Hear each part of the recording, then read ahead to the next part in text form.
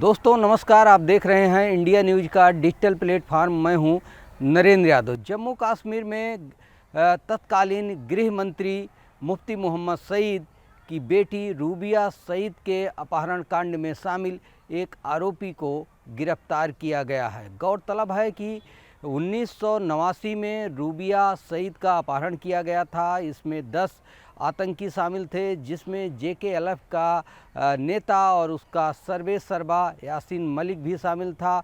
वो इस मामले में जेल में है और इस मामले में लंबी चली जांच के बाद 10 आरोपियों को चिन्हित किया गया था, जिनके ऊपर केस चलाए गए थे, जिसमें यासीन मलिक शामिल था। लेकिन 1989 में हुई अपहरण की ये बड़ी घटना पूरे देश को झकझोर कर रख दी थी और उस समय तत्कालीन गृह मंत्री मुफ्ती मोहम्मद सईद की बेटी रूबिया सईद को छुड़ाने के लिए करीब 122 घंटे जद्दोजहद चली थी।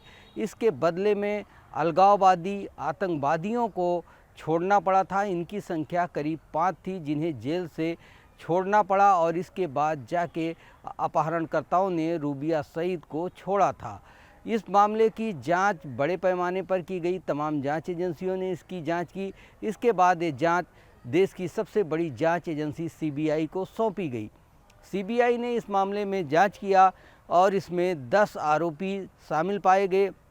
इस षड्यंत्र में जम्मू कश्मीर में अलगाववाद की लहर पैदा करने वाला यासीन मलिक भी शामिल था। उसका नाम सबसे आगे आया, उसी ने षड्यंत्र रचा था। गौरतलब है कि उस समय BP सिंह को प्रधानमंत्री बने करीब 6 से 7 दिन हुए थे और उन्हीं के कैबिनेट में गृह मंत्री मुफ्ती मोहम्मद सईद की बेटी का अपहरण हो गया। पूरे देश में एक तरीके से भूचाल आ गया और इसको लेकर पूरी मशीनरी और खुफिया एजेंसियां लगी रही। आखिरकार सरकार को झुकना पड़ा और 5 आतंकवादियों को जेल से छोड़ना पड़ा। इसके बाद ही डॉक्टर रूबिया सईद को छुड़ाया जा सका। गौरतलब है कि इस मामले को लेकर जिस तरीके से जम्मू कश्मीर में हालात बिगड़े, उसके बाद से 1990 में जम्मू कश्मीर में अपहरण और हत्याओं का सिलसिला शुरू हुआ। ये लगातार 5 सालों तक चलता रहा। इस मामले को जिस तरीके से देश को हैंडल करना था, तमाम